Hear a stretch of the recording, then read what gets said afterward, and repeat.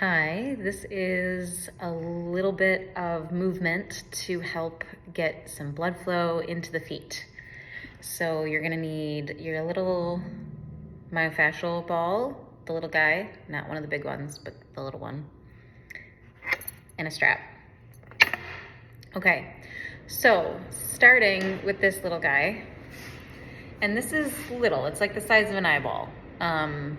And it's firm, it's super, super firm. So I'm sure that there is something that could replace this and you could use instead, but I would recommend ordering it. And I like the brand name RAD, R-A-D, okay? So you're gonna take this guy and you're going to put it kind of in the base of the toe pads and just slide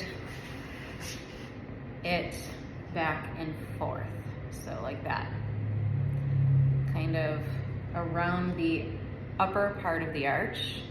And you can do this seated or standing. So different sensations to both options. If you want to do this while you're like watching TV, you can just sit and do it, and it's fine. There's also a pressure point kind of in the space between the big toe mound and the second toe mound, right in there, like at the top of the arch. And you'll know it because it feels more. There's just more sensation there. It shouldn't feel zippy. It shouldn't feel like nerve sensation. It should feel like a pressure point, like something kind of akin to like a bruisiness, but also sensation that isn't sharp. So that's kind of what you feel there. You kind of give that some extra time. When you find that pressure point, you put a little bit of extra pressure on it and hold and breathe and relax the rest of your body so that you don't leave feeling like crap.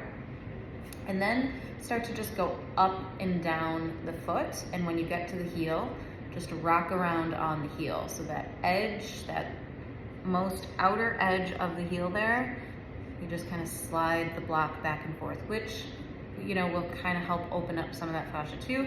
And it helps get some sensation into that part of the foot. And then slide back up to the toe and then back, just back and forth like that. You know, from the heel to the toes and then from the toes to the heel with as much pressure as feels satisfying, productive. Give your heel a lot of extra attention. So the same deal standing up. So, you know, just around the upper part of the arch, into that pressure point, in between the big toe mound and the second toe mound, hold, and then into the arch, and then on the heel. Okay? So you do that on both sides. After you do that on both sides, and you can actually do this stuff in any order, and you can actually do each of these things as like a standalone. So you can just do that, and if you have time to do something else, you can, or if you don't, you can do the rest later or another day. So grab your strap, and then extend the leg. Flex the heel, so really push the heel forward. And if the like brightest sensation is on the calf here, you can slide a rolled up blanket under the knee. Push the heel forward. Sometimes the heel will kind of hover above the ground and sometimes not, depending on the sensation. And then open the toes as wide as you can. So, and this other foot should just get out of the way. So whatever that means for you. Flex, open the toes as wide as you can, and hold, count to like 10. Really, really wide in the toes. So your toes are spread as wide as you can. And then relax it, soften. And then do that again. Do this, you know, between 5 and 10 times each side. Try to really make sure that the strap is below the toes so that your toes have the space to really spread out, and flex the heels as you do that. Okay, so soften. Again, do that on both sides. And then when you're done with that, you can give yourself a little bit of like an inner arch rub. Just notice that that feels kind of nice. Move the toes around. You can actually manually spread each toe out. So, and back So out and back and out and back, giving yourself some space there. And then get into, so we stretched out the bottom of the foot, we stretched out the toes, now we want to get into the top of the foot. So from table, stack your wrists right below your shoulders and then lift until you feel the front of the ankles extend. So I'm gonna actually, I'm wearing giant pants, so pull that up so you can see what's happening in the top of my ankle.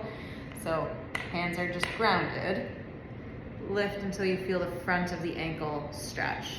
And make sure that your heels come straight up here, so don't let your heels fall out to the side, because that will kind of put your ankles in danger of being in kind of a bad spot. You don't want to weight load when your ankles are in a weird spot. So not that you're weight loading too much, but there is a little bit of weight pushed into the top of the feet.